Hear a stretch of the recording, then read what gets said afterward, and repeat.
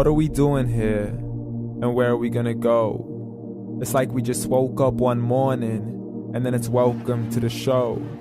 Don't ask any questions, just go with the flow. Make as much money as you can and try your best not to get broke.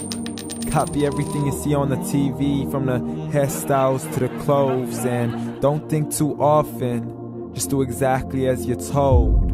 And if you ever get confused, then just turn towards the alcohol. You'll still hear your thoughts, then just turn up the radio as you learn to live a lifestyle of drugs, sex, and rock and roll. But in all honesty, I just need to know, is there more to the cycle than growing and getting old? Living and dying just to leave behind a happy home and a whole lot of property that somebody else is going to own. I just really need to know before the casket's closed, 'cause I'm not willing to gamble with my soul, nor am I ready to take any chances. These are just simple life questions and I'm just searching for some answers. Like, what are we doing here? And what is our purpose? How did we get here, and who made us so perfect? And what happens once we go, or is this world all really worth it? Questions we don't answer because apparently we don't really have to. There's no purpose to this life and our existence is merely natural. Then in that case, please let me ask you, did you create yourself, or was it somebody else who had fashioned you? 'Cause you're a being that's impeccable, faultless and unparalleled. You're a product of supreme intelligence and I'm merely being rational. For there isn't a camera on this earth that can come close to the human eye, nor a computer that can compete alongside the human mind. And if the whole world was to come together, we wouldn't be able to create a single fly. So many signs, yet we still deny.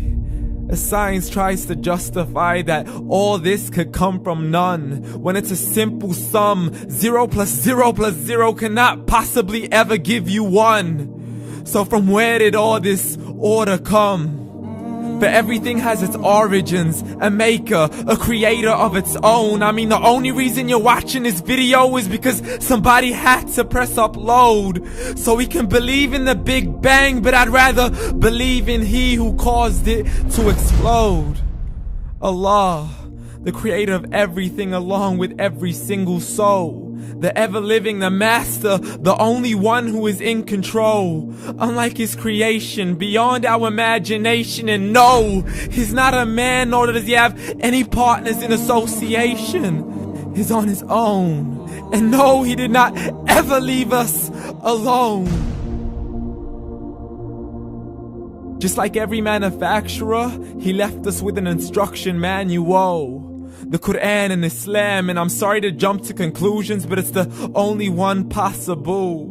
The only definition of God is the one and only supreme being. It's logical. A book with 0 contradictions, with miracles that are both scientific and historical, all revealed over 1400 years ago.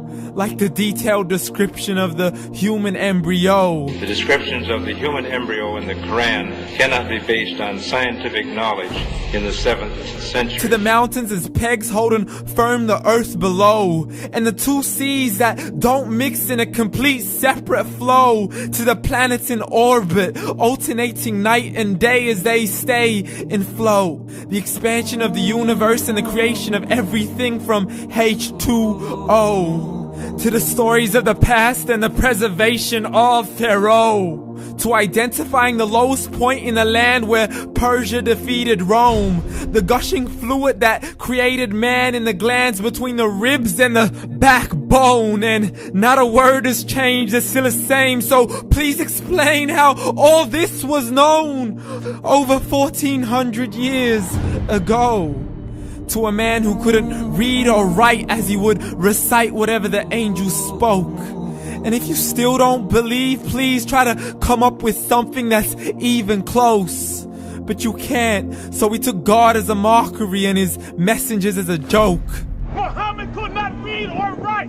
How's somebody who can't read or write gonna start a religion? Dismissed his scriptures as legends and tales of the ancient folk, as we live life according to our whims, desires, and hopes. saying this life is the only home we will ever know. We will live then die, then simply turn to bones. YOLO! Correction, after the grass dies, the rain arrives and it regrows, and Allah promises to do the same thing to your very soul and bring you back from your very fingertips to your toes, as the all-seeing supreme being watches us so close, and we are surely being tested in our wealth, our health, and our self, and everything that we've been blessed with. So believe, for we will surely be resurrected and be brought back to our Lord and account for every single deed, as He hands us our books and